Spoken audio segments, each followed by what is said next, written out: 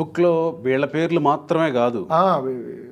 ఏం చేయాలో, ప్రజల సమస్యలేంటో, ఎలా పరిష్కరించాలో అవన్నీ గూడా ఉన్నాయి. అవన్నీ కూడా ఉన్నాయి. ఇది ఇంకొక కోణం చాలా మందికి తెలియదు. మీరు మంచి ప్రశ్న వేశారు. నేను దగ్గరగా చూశాను కాబట్టి చెప్తున్నా.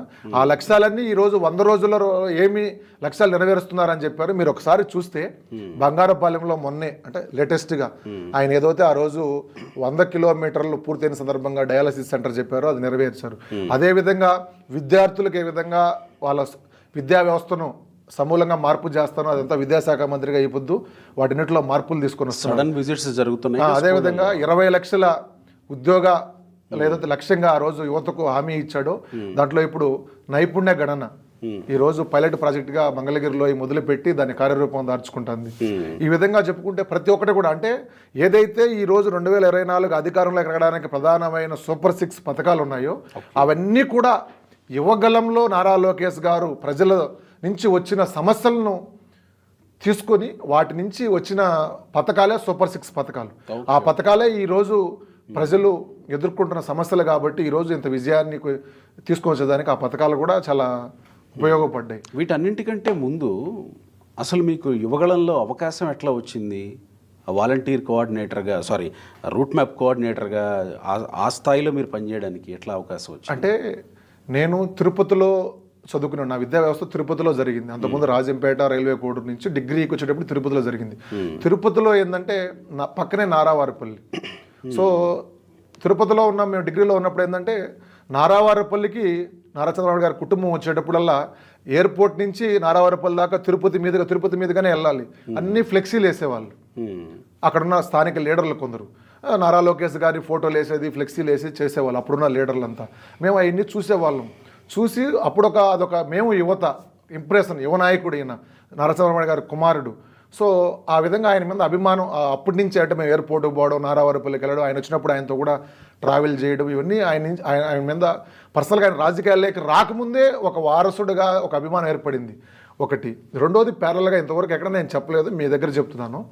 నేను రాజకీయాల మీద ఇంట్రెస్ట్ పెట్టి ఎప్పుడైతే 2003లో ప్రారంభించానో, నేను 2005లో అలాంటప్పుడు ఏదో ఒక ఆర్గనైజేషన్ అప్పుడు టీఎన్ఎస్ఎఫ్ అనేది 2005లో ప్రారంభించారు. అంతకుముందు తెలుగు విద్యార్థి అని ఉండేది.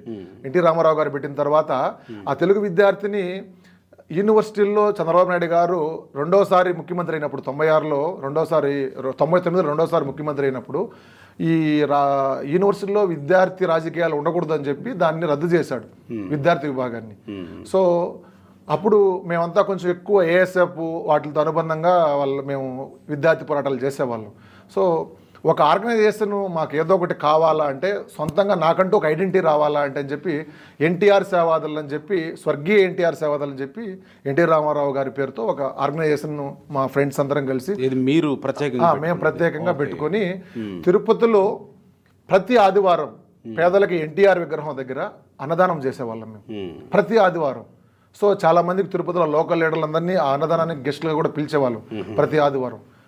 అందరికీ బాగా ఒక టీం ఎల్లో టీషర్ట్లు వేసుకుని బాగా వర్క్ చేసేవాళ్ళం మేము మా సొంతంగా. అంటే అది ఒక గుర్తింపు ఇచ్చింది మాకు బాగా, తిరుపతిలో కానీ చిత్తూరు జిల్లాలో కానీ మాకు గుర్తింపు ఇచ్చింది. సో ఆ ఎన్టీఆర్ సేవాదళ్ ఎప్పుడైతే మేము ఒక విస్తృతంగా దాన్ని ప్రజలకు చేరవ చేయడం, పేదలకు హెల్ప్ చేయడం, అన్నదానాలు చేయడం చేశాము. మొదటి నుంచి ఉంటారు కదా, ఎన్టీ రామారావు గారికి కొన్ని అభిమాన సంఘాలు ఉన్నాయి తిరుపతిలో.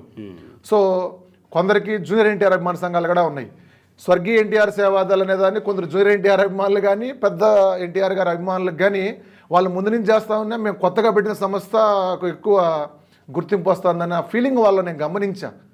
సో మా దగ్గరికి కూడా కొంచెం అవి మాకు అంటే ఇప్పుడు నేను వాటిని ప్రస్తావించకూడదు, వాటి వల్లే నాకు ఇంకా మేలే జరిగింది. అవునా? ఎందుకంటే ఎవరైనా ఒక దాన్ని మనం ఇది చేసినప్పుడు సో దాన్ని మనం ఒక ఛాలెంజ్గా తీసుకొని ఇంకా కొంచెం ఎదగడానికి ప్రయత్నం చేస్తాం ఆ విధంగా. సో నేను అప్పుడు